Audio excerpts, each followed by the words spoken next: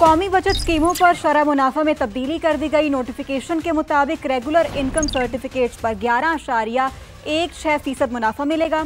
खुसूसी बचत अकाउंट्स पर मुनाफे की औसत शरह 10.77% मुकर्रर कर दी गई है। इसी तरह पेंशनर्स बेनिफिट्स अकाउंट्स के शरह मुनाफे में कमी 16.1 से कम होकर 13.2% हो गया है।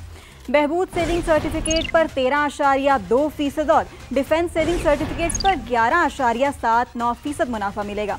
इसी तरह नेशनल सेविंग अकाउंट्स में पायलट्स पर 15% और नॉन पायलट्स पर 35% विद होल्डिंग टैक्स लगेगा। वफाकी हुकूमत ने नए माली साल के फाइनेंस बिल के तहत 6,900 से ज्यादा दरामदी अशिया पर ड्यूटी और टैक्स में कमी कर दी है। फाइनेंस बिल के मुताबिक अशिया में इंपोर्टेड दूध, दही, पनीर, मिल्क, क्रीम, मक्खन, आम, सेब, इंजीर और काजू समेत दीगर फल शामिल हैं।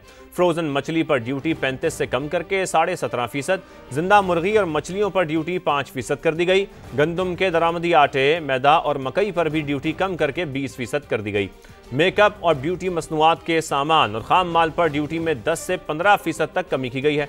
मोबाइल फ़ोन सिम कार्ड्स पर रेगुलेटरी ड्यूटी 15 से कम करके 12% और पालतू जानवरों के खानों पर आई ड्यूटी 45 से कम करके 40% कर दी गई। तंबाकू पर भी ड्यूटी में 40% तक कमी की गई है।